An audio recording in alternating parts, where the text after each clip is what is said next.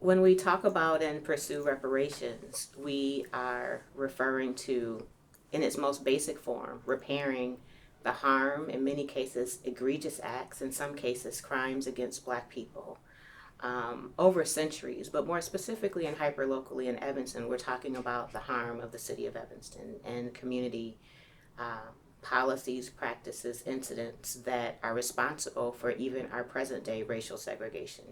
So when we talk about reparations, we're hoping for tangible repair, reconciliation, healing, empowerment, an opportunity for Black Evanston to experience the same quality of life and standards of living and livability as the rest of our friends and neighbors in town. When we talk about reparations, we're talking about justice, racial justice, social justice, civil rights, and humanity.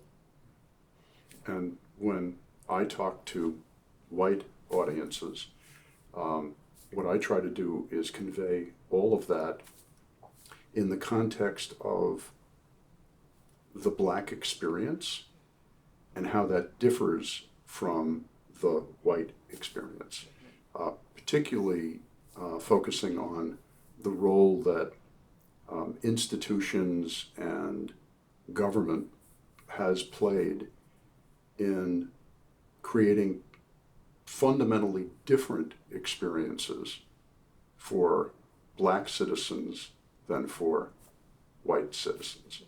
And I don't think most people who look like me understand just how different that experience is.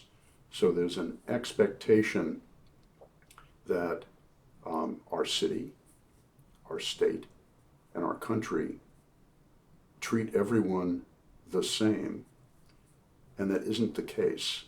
And I think the case for reparations comes from demonstrating that the harm is not just historic, but continuing. Absolutely, it's literally still baked into our current policy and practices in this city and in this nation. And it's important that the work is led with and centered around the Black voice. And that's important because we are the ones that have experienced the harm and we can best articulate what repair looks like to us. And we have made every effort to do that in Evanston with the community process that informed our priorities here in Evanston. But we know that the harm is so broad, it will take a portfolio of remedies. It will take all types of benefits and attention to legislation. It will take reform at every level in the city, in this nation, every level of government, all of our institutions. But it is important that Black voices lead the work, identify what repair looks like, and lead and inform the intentions and the initiative. I couldn't agree more.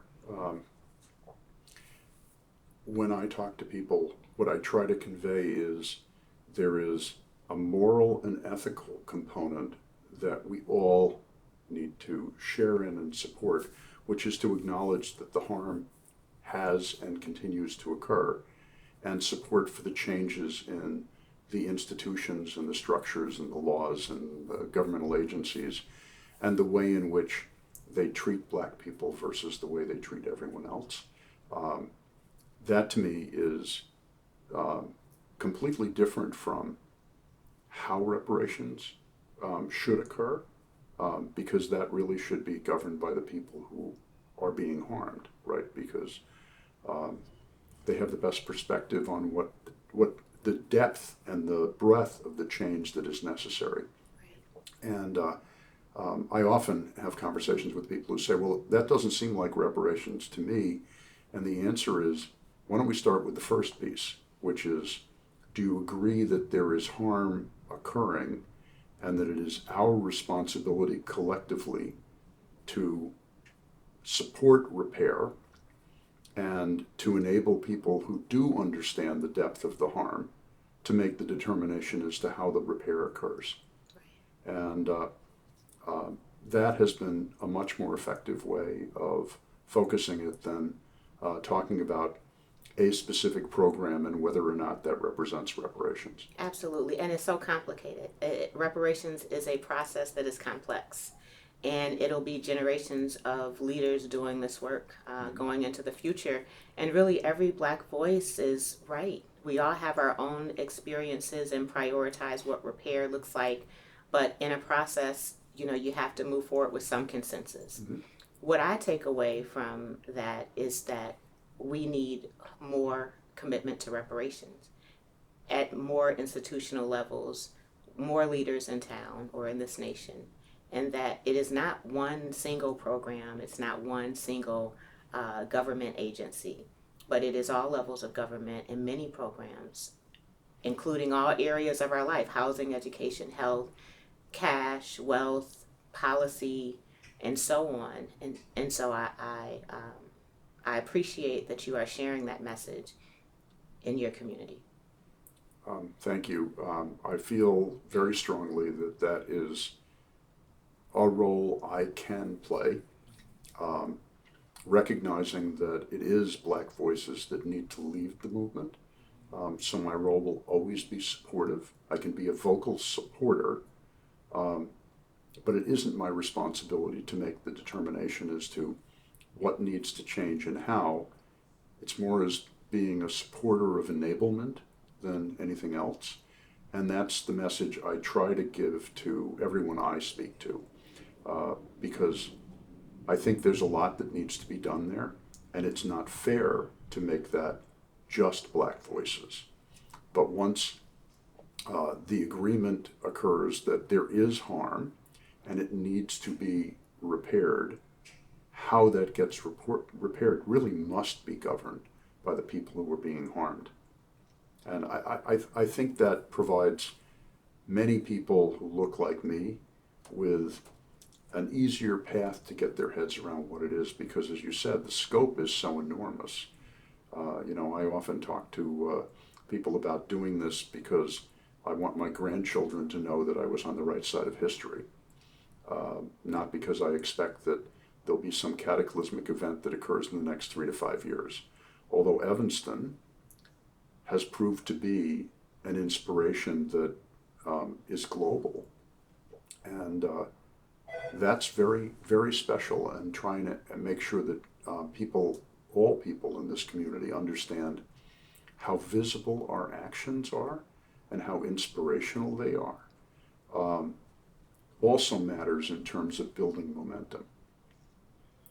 It's making a huge difference, Matt. And as you and I just returned from Italy, you Bellagio, and Rome, and me Rome, in the last few days, one message that I left with at our Vatican visit was the bishop stating that it'll take 7 generations to address the harm, acknowledging the urgency of now and needing to take a first step. But I thought how sobering that was and how many generations it's taken for us to get here. And that statement should motivate us to accelerate our intentions for repair. Yes, I certainly hope that it doesn't take 7 generations. I was thinking 2 or 3. Exactly. But then again, one of the things I learned in Bellagio was, even as I think about how the work here is challenging and sometimes frustrating, how far advanced the U.S. is, particularly in the world of local reparations. And I think we all owe you a debt of gratitude for that, because not only have you started it, but you committed to helping local reparations occur around the country.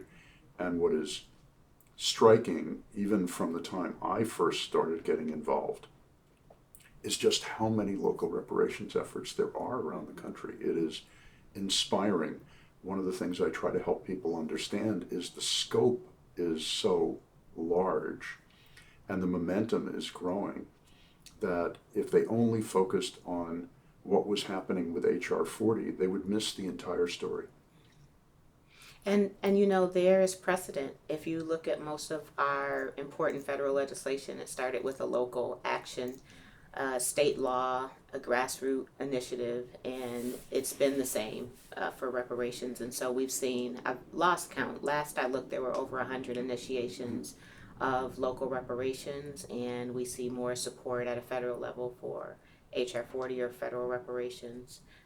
So inspired and really honored to do this work, and I'm only able to do it because of the work that has happened before me. Generations of Black people fighting for our liberation, freedom, and justice around this world, in this nation, in this city, having leaders that I can look to and call on, and having important allies like you, quite frankly, Matt, and the community in which you are working with around reparations, understanding that more is needed, and you share. And I have people ask all the time, what can I do as an ally? Well, first of all, what would you do if it were your circumstances? Start there and imagine where you would start.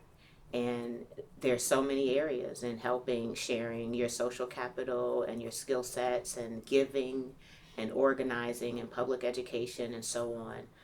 So ally support and the sacrifices of my ancestors and my elders have made this possible for us in Evanston.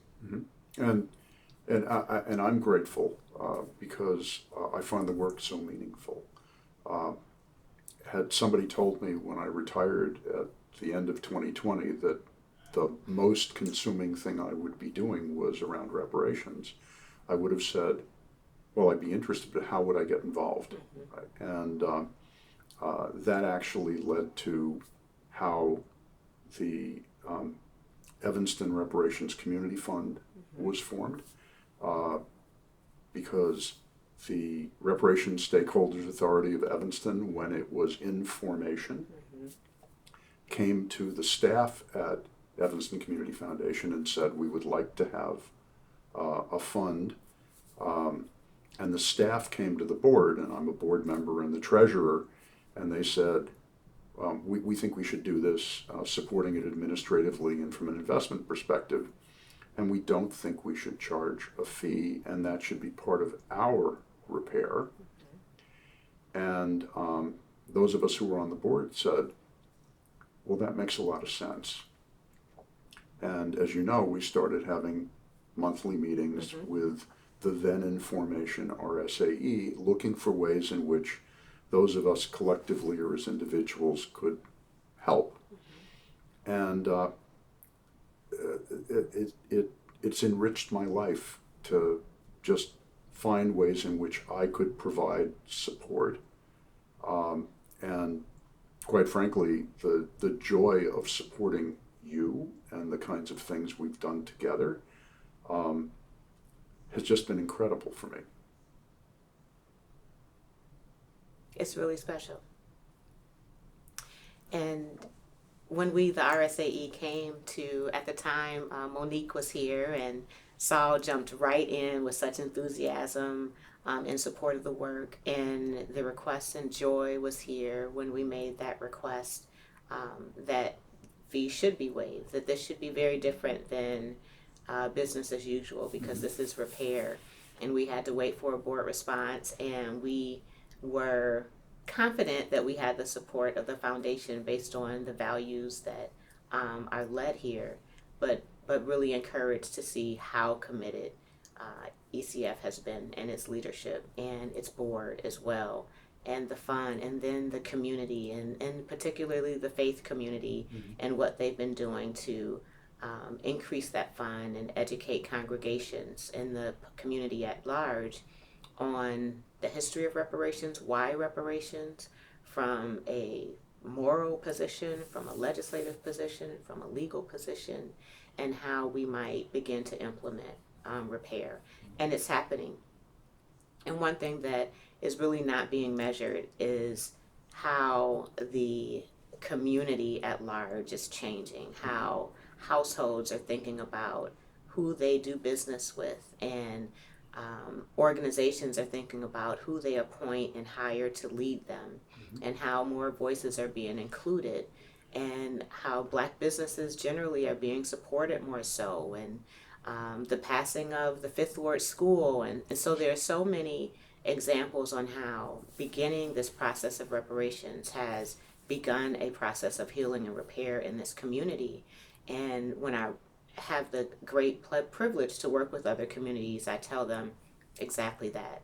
The way to do reparations is to start today, to start a process. And in making that commitment, it holds everyone accountable to a new level of justice, not just charity, but empowerment. And not just equity, but truly repair, unapologetic repair for the conditions in the Black community. Well, and I tell people very much the same thing, that the municipal program, the city's program, it's the beginning of a program for the city that Mm-hmm. could change over time, but it's had so many broader ramifications within the community. Mm-hmm. And that for me is particularly true in the faith community, where, as you know, I've been very heavily involved in building support within my synagogue, Beth Emmet, the Free Synagogue, and but that has led to connections with many other faith communities in Evanston, and actually, thanks to you, Mm-hmm. around the country, and getting the message out. And of course, our rabbi was naturally inclined to get involved and got very heavily engaged, along with the other members of the Evanston clergy and leaders group, which is a more predominantly white group. And there is Evanston Own It, which is the predominantly Black clergy group. And they actually met for the first time together at Beth Emmet over Passover/Easter for lunch, which sounds crazy because you'd think that would have happened regularly, but it hadn't. And I think it had a tremendous impact because the Evanston clergy and leaders, as you know, a few weeks ago, got together in Fountain Square, and 16, and it's a growing group now, but 16 initial faith organizations committed to support reparations, and actually publicly signed a contract, if you will, that I was one of the people signing on behalf of Beth Emmet, with 4 specific commitments. One was to raise money for the Evanston Reparations Community Fund, which we're all in the process of doing now. One was to support H.R. 40. One was to educate our congregations and other faith communities. And the last one was to seek other ways to repair. And we're seeing organizations, and we're seeing faith organizations in particular, but many organizations, actively seeking ways to repair. And some of them are just so engaging, they're emotional, right? The concept of sharing space that should have been jointly owned, for example, or otherwise thinking, as you said, about how to bring our communities together, because even in Evanston, which is a liberal community with people who pride themselves on being a liberal community, there's still an arbitrary separation that doesn't serve the community well. And I think more people are becoming aware of that, and more people are willing to engage in a way that will bridge that gap. Now, it will take time, but I think here that's a little different than in some other communities, but it represents a nice model for a lot of other communities. It does. And so, Matt, it was really one of the driving factors to get me to the revelation of reparations is that we are liberal and progressive, and we are acknowledged as such and celebrated and win awards for equity and so on, but we still have a racially segregated city. We still have a racial gap in every area of livability. And in that very moment, I can remember feeling almost as if the Black community was being mocked because we say that we value our equity, diversity, and inclusion, and yet we have a declining Black population, a widening wealth gap, a declining home ownership rate, achievement gaps, opportunity divides, information gaps, and so on. And it was really that information that led to pursuing reparations locally. And here we are. You mentioned the faith community. There's so many other residents and partners that have really advanced this work. Thinking about Willie Shaw of NAACP, and of course Dr. Neighbors of Second Baptist, and Dino's work at Shorefront, really allowed us probably a year leap in work, him having access to the research so readily, and so many other community members that have supported and rallied and advocated for this work has been very important. And we get the question often, like, why Evanston? What's special about Evanston? And I used to say, just as a reflex, well, we're leaders here in Evanston. It's what we do. We lead. We were the first to, among the first to prioritize affordable housing and desegregate schools, and we're progressive and so on. But our circumstances are not that unique in Evanston. And so I want to keep lifting up our audacity as leaders and as a community, really taking ownership of our community, but stay centered on the fact that circumstances in the Black community have still not changed yet. Right. And make sure that we revisit that data and keep lifting up the Black voice and seeking information from the Black community, so that we are moving forward repair in a way that we can see the return, we can see the impact. And with the city program, we're going to see it. There's no way you don't see wealth through home equity. There's no way you don't see the benefit of establishing or reestablishing a sense of place with more Black home ownership and stability and generational wealth and so on. But we have many other areas that we can pursue.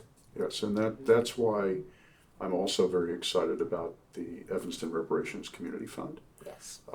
Because that's another and a very important area where we can all build resources, and then the Reparations Stakeholders Authority of Evanston can make the determination as to how to use the resource. Yes. And the RSAE with Dino Robinson and Dr. Neighbors taking significant leads, will have a much broader palette to work with than the city, which by nature has to be restricted into things where they can demonstrate harm that the city was complicit in. But if we could really build up the fund, that's another way to deliver resources that begin to touch other areas of repair. Because as you've said, the harm is pervasive. Right. So the repair has to be extensive, right? And there is no city that could devote enough on their own to do it. And people will say, well, Evanston only allocated blah, blah, blah. And the answer is, Evanston did something that no other city had done, and the door opened. The door opened to right-thinking people doing things that were necessary to heal a society that is seriously broken. And that is the importance of what Evanston has done. And we can't just sit on our laurels, right? We have to keep moving. That's right. Because as you said, the harm hasn't been repaired. There are important things that we're doing, but there are a lot of things we haven't yet done that we need to do. Right. And so what has happened has brought hope for many, and now more accountability, because statements have been made and we are looking to see action. And to your point, the RSAE was envisioned so that we could respond to the obvious need of reparations beyond what was in the city of Evanston's purview. So identifying law specific to Evanston limits how Evanston can repair harm based on a narrow approach to remedy based on the harm in direct correlation. And so with that, the RSAE is excited about the possibilities, excited to see the community already giving and supporting its work before its initial launching and campaign will begin later in this year. And there are no shortage of possibilities in how repair will happen through the RSAE. There is a long list of remedies that were given by the Black community in 2019, and the RSAE has that list. The community really should have that list. And that list is everything that you can think of that Black folks have experienced harm in. And I believe that the community will revisit that list and make some priorities and move forward with repair. Well, as you've said with the city program, it's also going to be true of the RSA. So as the resources grow, as the identification of areas for repair are targeted, there'll be an evolution, right? And but we always need to be cognizant of two things. One is that there is a community that is being harmed, and therefore we need to figure out how we provide support. Those of us who are not in the community, how we provide support, both financial support and vocal support, political advocacy. You pick the appropriate words, because it's not just money, right? There's the more people who vocally support, who actively support, the more momentum goes around the program, right? And that is our role, right? But that's only one thing, right? The other part of it is, how do we make it sustainable, right? How do we actually make changes occur in our own behaviors, but more importantly, in the systems that have developed over centuries, decades at least, where the experience of being Black in Evanston is fundamentally different from the experience of not being Black in Evanston. And that just isn't right. And, there's a quote that I use all the time from a rabbi who was an activist rabbi in the civil rights movement, Abraham Joshua Heschel, which says that in a free society, some are guilty, but all are responsible. And that is fundamental to every faith, right? It's not just in Judaism. It just happens that he was a rabbi. But the principle's the same. We cannot exist in a society that we believe is right and just when it's not. And just accept that as a condition that is fine, because it's not fine. Right. There's a responsibility that goes beyond just living in the community to knowing what our role is in making positive change occur. That's right. And I think that, to me, is the most inspiring thing I can do for people who look like me, which is to make sure that they understand that this is not a fad. This is not a social welfare program. Right. And therefore, it's not a trade-off for something else. So somebody doesn't say, well, I was very interested in that last year, but this year I'm focusing my attention on something else. Because this has to be a continuous area of focus that is pervasive to our community. It's not a program. Right. This is multiple lifetimes of work. Yes. And we haven't solved for genocide and apartheid and anti-Blackness in passing reparations. We have called ourselves to the table to take action. When I leave here today, I'll still be more likely to be over-policed just walking to my car. I still have,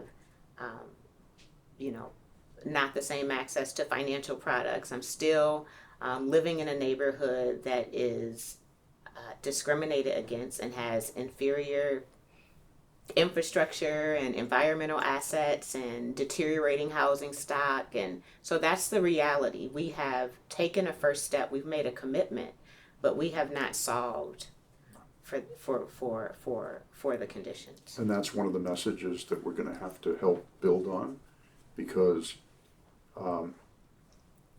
there is a tendency for people to think, well, I did this, so now it's Right. it's done. And none of us will see it being done within our lifetimes. Right. And we should be okay with that, right? So long as we're continuing to push it forward, we should be okay with it. That is right. So, Matt, you don't know this, but maybe it's gotten back to you that I refer to you as my reparations bestie in the community. When every now and then, I'll be in community and I'll meet some of your friends from Beth Emmett, and they'll tell me, "Oh, we know Matt and the work," and so I just really appreciate how you immediately started thinking about what more you can do. And that led you to your professional background and your professional relationship and all that you know there from that experience, and how you can add on to the specific Evanston initiative in connecting us to lenders and pushing them to exercise reparative justice in their lending practices and financial products. And so I can remember when we had our first RSAE meeting with the board, and you followed up pretty immediately with, how can I help? I want to do more to help. And it was an email, and it took me really months to respond because I didn't know. And so I say this, so I hope other people don't take the time to respond and just make the call and say, how can you help? I don't know how you can help until I get to know you. And Right. so in having a call with you, getting to know your values and your faith position on this, and then your skill sets and network, allowed us an opportunity to figure out how you can serve the reparations movement. And you've done it with such generosity, Matt. Well, it's really kind of you to say so. Um, I say this without hesitation. I get more out of it than I put into it, because it's soul healing. That said, I also consider it a singular opportunity and honor to work with you and support you. And I've watched you in environments where you might have been uncomfortable, and I've watched you rock in those environments, which is just marvelous. I felt that in our discussions with various financial institutions, I engaged in some level of translation of terms, but you negotiated the deals, and that's the way it should be, right? You know, my job is to support, right? We talk about black voices leading the movement. You lead the movement, right? You are instrumental in everything that has happened here and in so much that is happening around the country and the world, that when I was in Bellagio and they were asking me about things like, well, what's going on with Evanston, or tell me a little bit about what you see in local reparations, I had to start every single one of those answers with, well, Robin's probably a better person to talk about that than I am, so let me tell you what I know, because it's a fraction of what she would do, but this is what I think she might say were she here. Now, I understand there was a certain level of inadequacy around that, but it's also accurate because, you know, however many voices talked about local reparations here, I am convinced, and I'm closer than many people to it, that if you weren't here doing what you did, we wouldn't be doing what we're doing. And I think we all should be very, very grateful for that. And I'm grateful that I get to continue to do the work I do in reparations, which, as I say to people in large part, is I do whatever Robin asks me to do. And I find every time I do it, I learn new things, I can contribute in some way, and I come away feeling as if we've made some level of forward motion.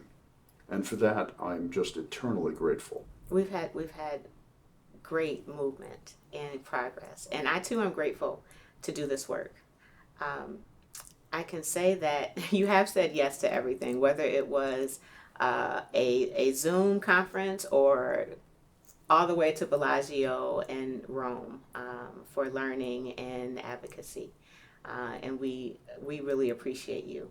And what we've done has inspired other communities. Other communities' initiatives will and should look different based on their own harm, their community, their capacity, but they have been inspired by what we've done in Evanston. And now there's over 100, maybe close to 200 now. I haven't checked in the last few weeks, but over 100 localities that have taken a step. And some modeling almost exactly after Evanston, some looking to use cannabis sales tax revenue, some looking to prioritize housing first, all establishing some type of a committee or commission or task force. There are state level initiatives now. There are more institutional initiatives for reparations. And we're called on all the time. So, First Repair is a not for profit that I founded to continue doing this work in collaboration with other partners and institutions that have really mentored me and support me in this work. And there we hear from leaders daily. We hear from leaders daily, and that has taken me to sharing my network, which includes you and everyone in town, really. Saul at Evanston Community Foundation, and always Dino and Dr. Neighbors, and so many say yes to this nation in sharing our experience in Evanston, what we've learned, our best practices, whether they apply in another city or not. Communities are learning from what we're doing in Evanston. States are learning from what we're doing in Evanston, and now there's an international look at what we've done in Evanston. I'm very excited to be traveling to Accra, Ghana in the next week. Yes. I'll speak there and give to a convening of global reparations leaders, a state of the reparations movement today. After that, I'll be speaking at Cambridge University in London. Very excited to be doing that. And these opportunities have been made available because of what we've done in Evanston.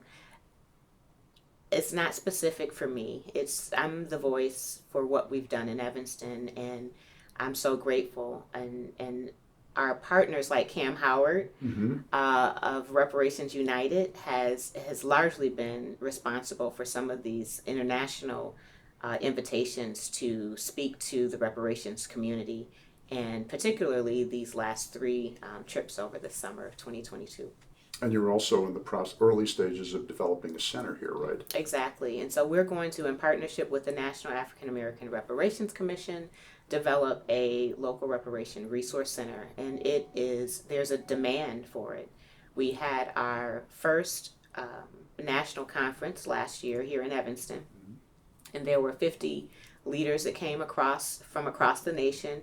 There were many more that wanted to attend, but we had a capacity limit.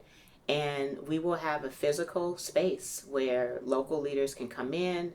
They can see, archives of other community models. They can have access to office hours and monthly lectures and training and sort of mini symposium weekends like we had that weekend.